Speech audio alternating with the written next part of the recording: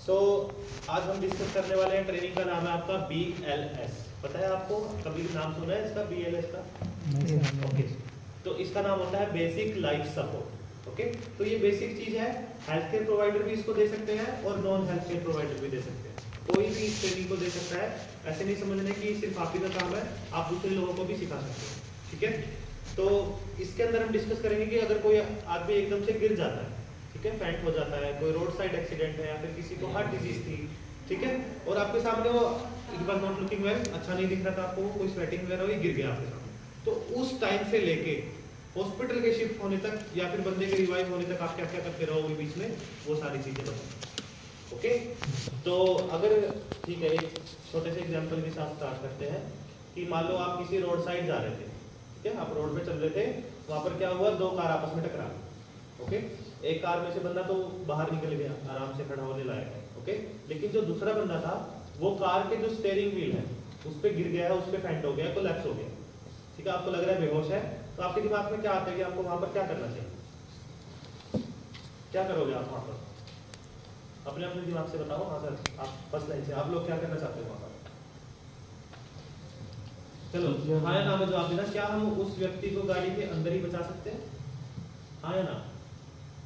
नहीं बचा पाएंगे। ठीक है, क्यों नहीं बचा पाएंगे? क्योंकि हो सकता है कि जो दो गाड़ियों का एक्सीडेंट हुआ है वो पीछे से एक और गाड़ी आ सकती है ना, और आप उसको गाड़ी के अंदर जो हो सकता है बचाने जाओ, हो सकता है आप भी इंजर्ड हो जाओ, है ना। तो खुद की सेफ्टी का आपको ध्यान रखना है और जो बंदा गिरा है उसकी सेफ्टी का भी ध्यान रखना है, उसको और नुकसान नहीं पहुंचाना है कम से कम, है ना।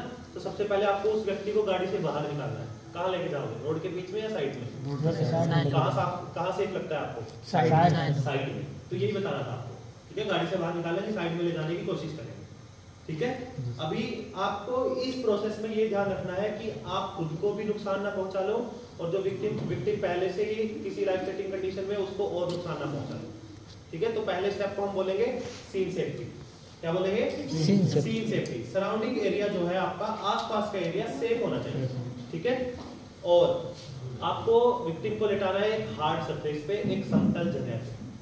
फाइन, एक समतल जगह पे लेटा दिया। अभी आप देख सकते हो कि विक्टिम को हुआ क्या।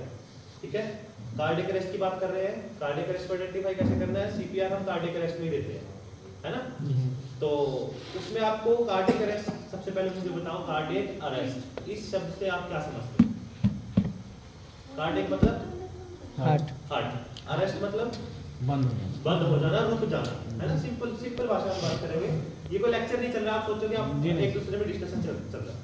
ठीक है, कार्डियक हार्ट, अरेस्ट मतलब रुक जाना। अभी जब आपका हार्ट कार्डियक फंक्शन रुक जाता है, उस कंडीशन को हम बोलते हैं कार्डियक अरेस्ट। हम लोग बोलो कार्डियक अरेस्ट। उस कंडीशन में आपको देखनी होती है विक्टिम में तीन चीजें। क्या क्या चीजें हैं? अभी आपके हार्ट ने पंपिंग एक्शन बंद कर दिया, क्या क्या हो सकता है? विक्टिम बोल पाएगा? नहीं। मान लो आप बात कर रहे हो उससे, हार्ट ही नहीं क्या काम कर रहा है, तो क्या व्यक्ति आपसे बोल पाएगा? नहीं। तो पहले तो आपको वो चेक करना है कि विक्टिम बोल पा रहा है कि नहीं बोल पा रहा है। उसको बोलते हैं रिस्पॉन्स। ठीक है, कि विक्टिम रिस्पॉन्स दे रहा है, आपकी बात का जवाब दे रहा है कि नहीं दे रहा है। दूसरा क्या चेक करना है आपको?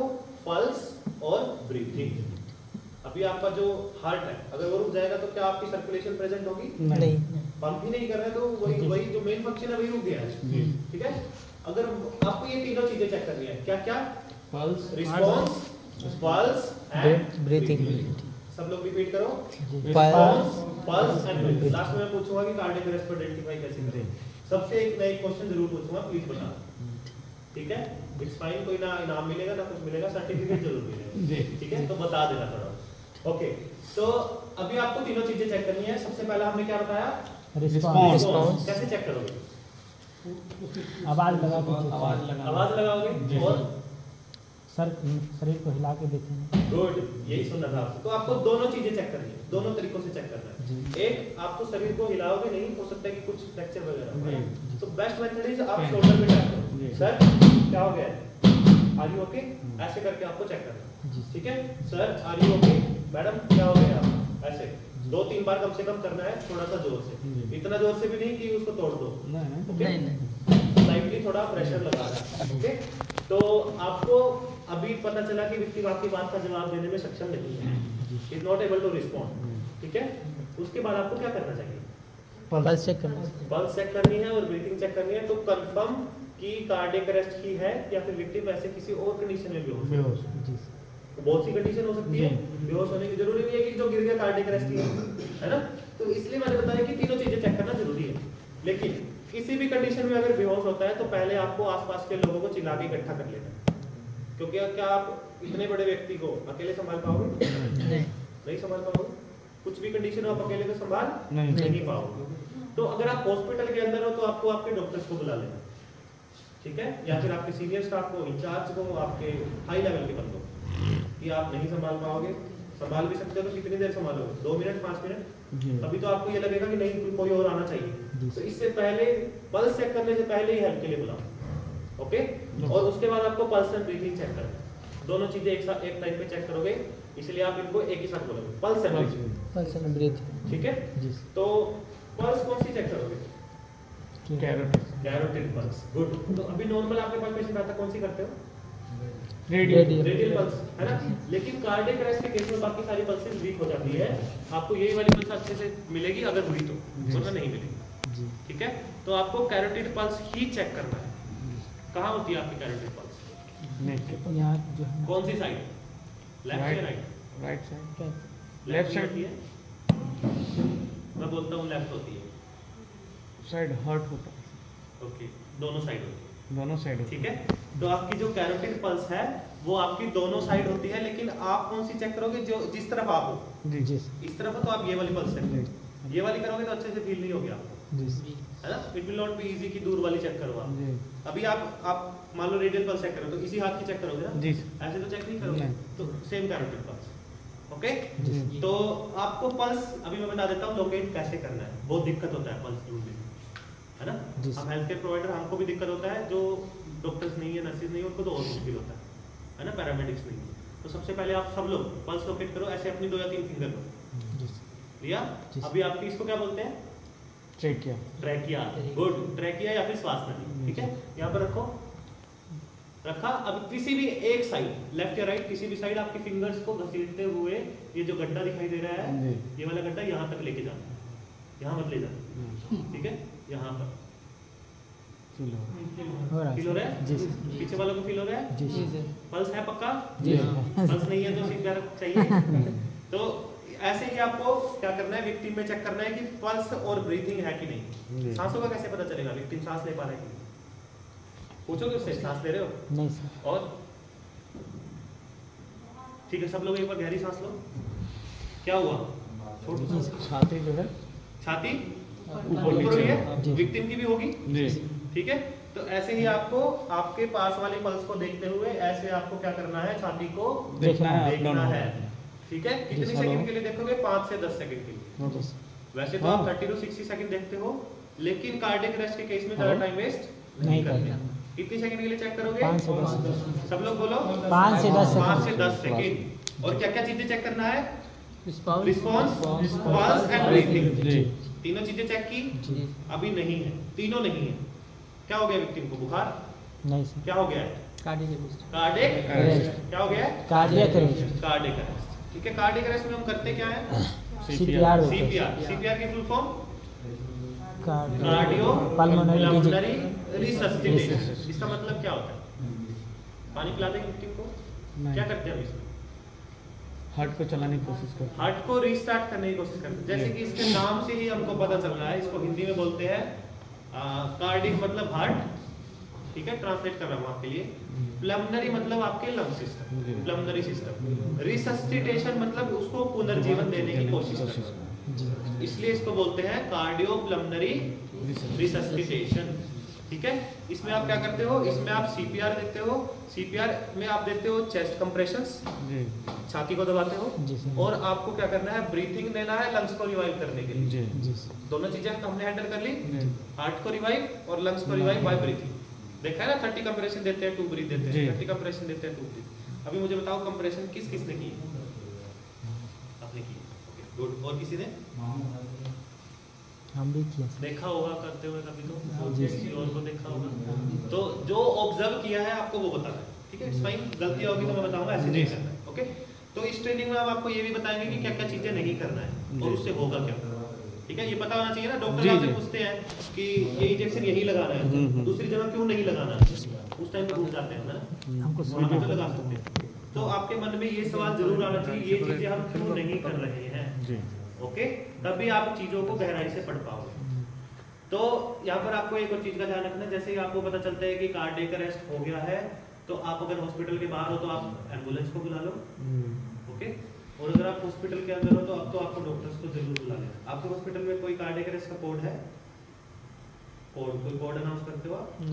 ओके, तो आप अगर आप किसी हाई अथॉरिटी हॉस्पिटल में आगे वर्क करना अगर जाओगे कभी, तो वहाँ पर एक प्रोटोकॉल होता है, ठीक है, कि आपको एक कोड ब्लू अनाउंस करना होता है। आपने सुना है कोड रेड फायर के लिए होता है, आग लग जाती है तो रेड अनाउंस होता है ना। तो ऐसे ही कार्डियक अरेस्ट के लिए कोड ब्लू होता है। उसमें क्या होता है कि आप हॉस्पिटल के अंदर ही कॉल करते हो, ठीक है, और एक पर्टिकुलर टीम जिसके पास वो फोन नंबर है वो भाग के आती है उस विक्टिम को बचाने के लिए, ठीक है। उसमें 6 लोगों की टीम होती है। लाइक मेरे हॉस्पिटल में मेदांता में मैंने काम किया है कोड ब्लू टीम, ठीक है। ओके, तो वहाँ पर 6 लोगों की टीम जाती है, वो अपना अपना काम संभालते हैं। एक ब्रीथिंग देगा, एक शॉक देगा, एक मेडिकेशन देगा, एक ये देगा, ठीक है। So this is the thing.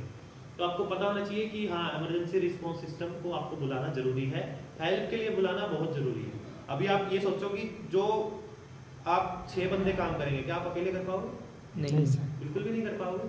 कोई आपसे करने को बोलेगा तो भी नहीं कर पाओगे। नहीं। खुद से तो चलो ठीक है, कोई आपको आगे से ऑर्डर देगा कि 6 बंदों का काम संभालो, नहीं संभाल सकते, राइट। तो इसलिए इमरजेंसी रिस्पॉन्स सिस्टम और आपके डॉक्टर्स को बुलाना बहुत जरूरी है, ठीक है। तो इसलिए early identification is the most important, और डॉक्टर को बुलाना, बस आप इतना याद रखो, डॉक्टर को बुलाना है। ओके, तो जैसे ही पता चला आपको कार्डियक अरेस्ट हो गया, आपको सीपीआर स्टार्ट कर देना है, चेस्ट कंप्रेशंस। अभी आप मुझे बताओ, आपने कहाँ देखा है कंप्रेशन करते हुए? मान लो ये विक्टिम है, इसको हम हर जगह मार देते हैं, ठीक है।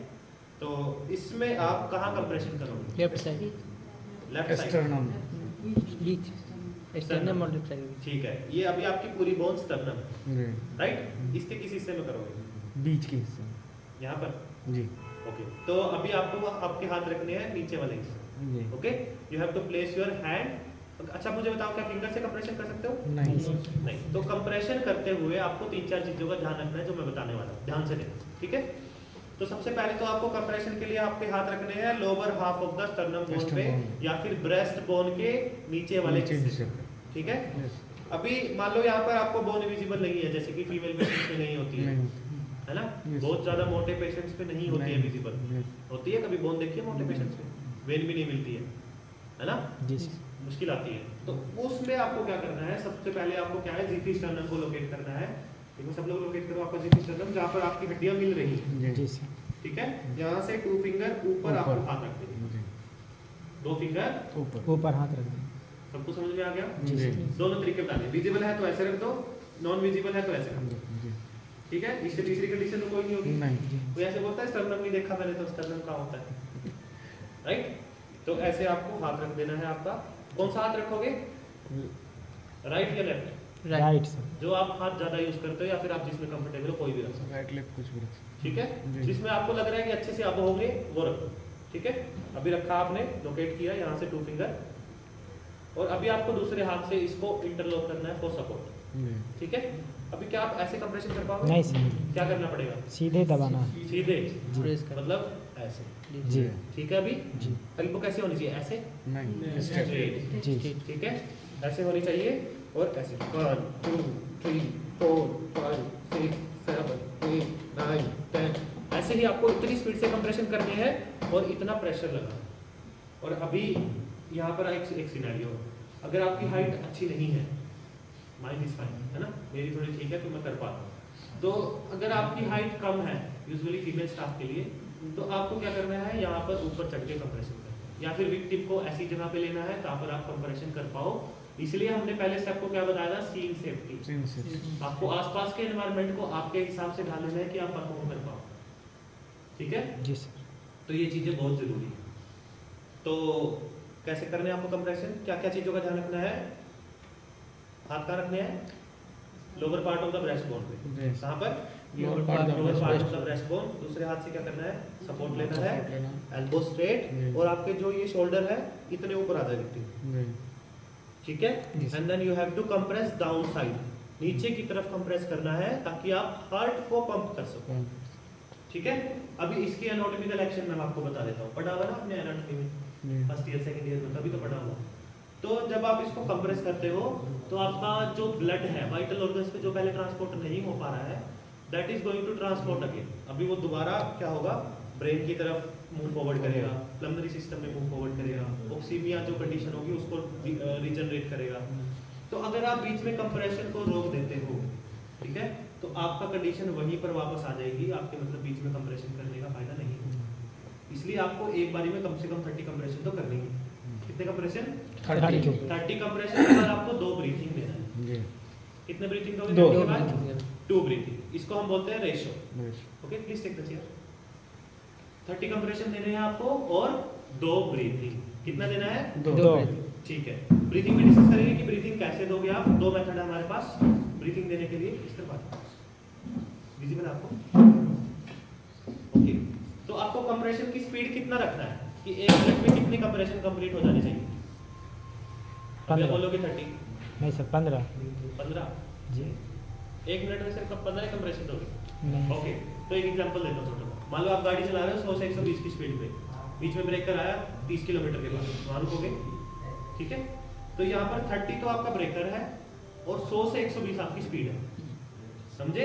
मतलब इतनी स्पीड से आपको कंप्रेशन देने कि 1 मिनट में 100 से 120 हो जाए और 30 के बाद रुक के ब्रीथ देना है। सबको समझ में आया? ये आपकी स्पीड होगी और 30 के बाद आपको ब्रीथ देना है।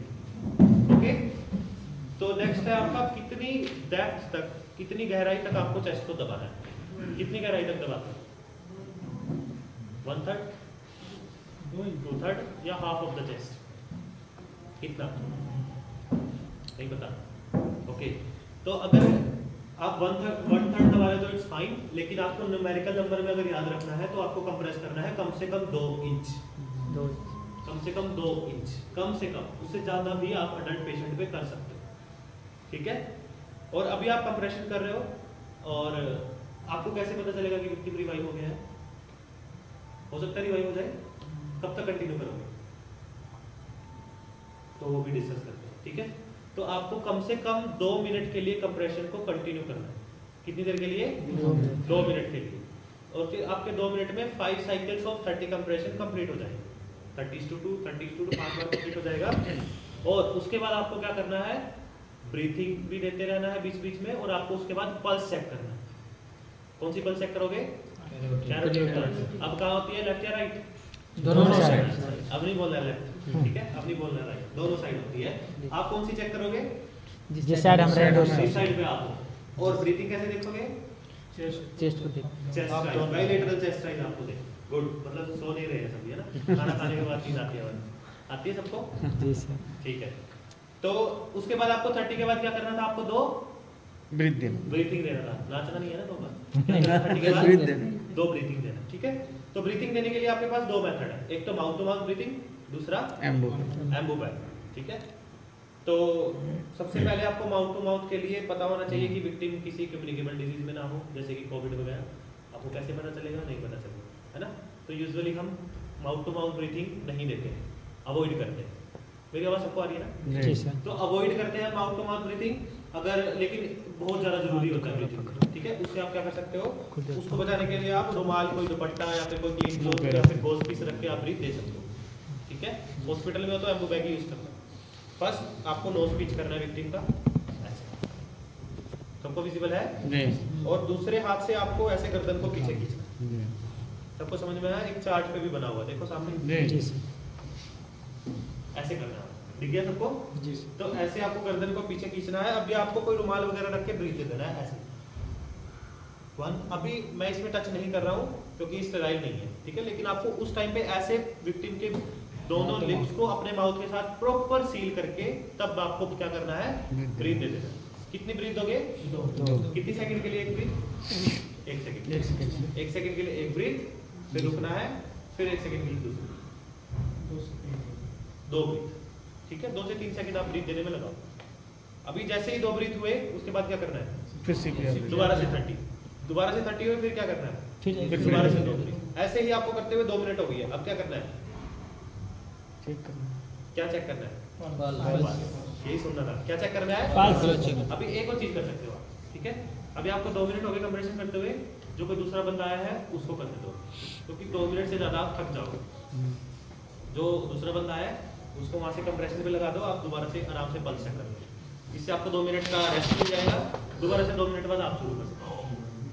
ठीक है, समझ में आया आपको? जी सर। ओके, नेक्स्ट है आपका एम्बू बैग, ठीक है। इसको बोलते हैं AMBU, लिखा हुआ है। जी सर। फुल फॉर्म क्या होती है? भूल गए या पढ़ा नहीं? पढ़ाने से पढ़ा नहीं, okay. That is your artificial manual breathing unit. मतलब आर्टिफिशियली और मैनुअल तरीके से आप ब्रीथ देते हो, इसलिए आर्टिफिशियल मैनुअल ब्रीथिंग यूनिट। क्या बोलते हैं? Artificial manual breathing unit. ठीक है, repeat after me, okay. Repeat करते रहना, आपको याद हो जाएगा। तो इसको यूज करने के लिए 2-3 चीजों का ध्यान रखना है। तो अभी मुझे बताओ यूज किसने किया है, एक बार यूज करके देखो। किसने यूज किया आज तक? जस्ट डेमोन्स्ट्रेट कर दो। थोड़ा बहुत कुछ मॉडिफाई करना होगा तो आई विल मॉडिफाई। ये मान लो आपके सामने पेशेंट है, यहाँ पर आपको यूज कर।